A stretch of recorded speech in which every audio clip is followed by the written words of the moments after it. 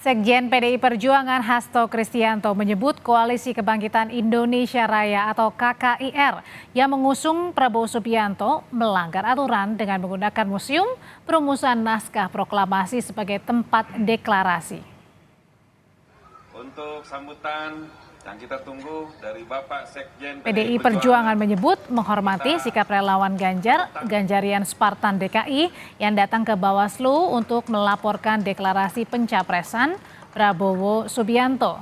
Hasto menyindir kubu Prabowo Subianto baru dalam proses jelang pemilu saja sudah melanggar aturan.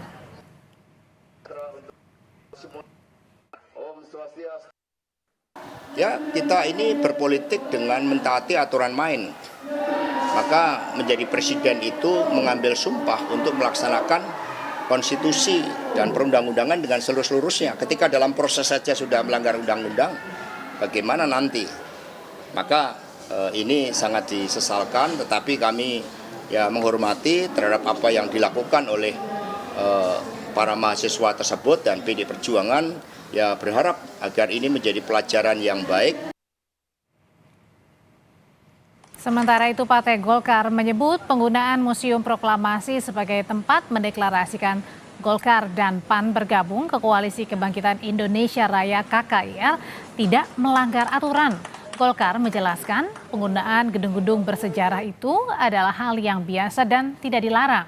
Golkar menekankan niat menggunakan gedung bersejarah sebagai awal semangat memimpin bangsa Indonesia.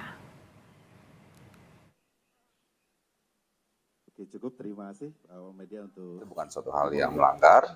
Kenapa? Karena dalam undang-undang itu yang dilarang itu adalah menggunakan fasilitas-fasilitas pendidikan, rumah-rumah ibadah, ataupun lokasi-lokasi yang memang diatur oleh undang-undang. Selebihnya itu diperbolehkan. Jadi ini bukan suatu hal yang aneh, dan ini adalah suatu hal yang baik karena ini mengingat bahwa niatan itu adalah untuk memimpin bangsa, melayani masyarakat, bukan untuk hal yang lain, tapi memiliki tujuan yang mulia untuk kepentingan masyarakat secara luas. Beberapa waktu terakhir, Gerindra dan PDI Perjuangan tampak memanas saling lempar kritik. Sekjen PDI Perjuangan Hasto Kristianto menyebut proyek food estate yang digarap pemerintah dalam praktiknya tidak sesuai dengan yang seharusnya atau disalahgunakan. Aksi ini dinilai Hasto sebagai kejahatan lingkungan karena dinilai berimbas pada penebangan hutan. PDI Perjuangan ini memiliki program merawat pertiwi. Maka kami mengapa memberikan suatu catatan yang sangat kuat terkait dengan upaya yang telah dilakukan oleh Presiden Jokowi untuk membangun food estate, tetapi di prakteknya di dalam kebijakan itu ternyata disalahgunakan dan kemudian hutan-hutan malah justru ditebang habis dan food estate-nya tidak terbangun dengan baik. Itu merupakan bagian dari suatu kejahatan terhadap lingkungan.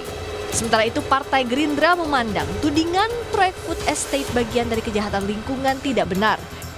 Menurut Partai Gerindra, lahan yang disiapkan untuk food estate telah melalui kajian dari Kementerian Lingkungan Hidup dan Kehutanan. Food estate justru disebut sebagai solusi untuk mewujudkan kedaulatan pangan di Indonesia. Nah, tentang anggapan bahwa ini adalah kejahatan lingkungan, saya kira itu tidak benar.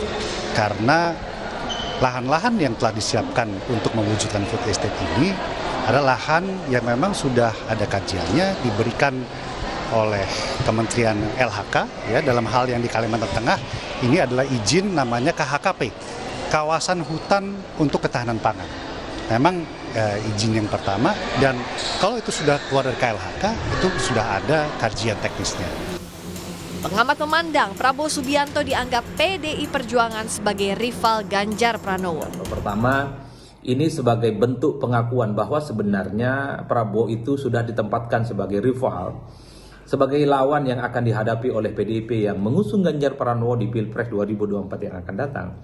Yang kedua, tentu ini sebagai upaya untuk mendowngrade elektabilitas, untuk mendowngrade integritas Prabowo Subianto sebagai capres dari Gerindra yang akan bertanding ketiga kalinya nanti di Pilpres 2024.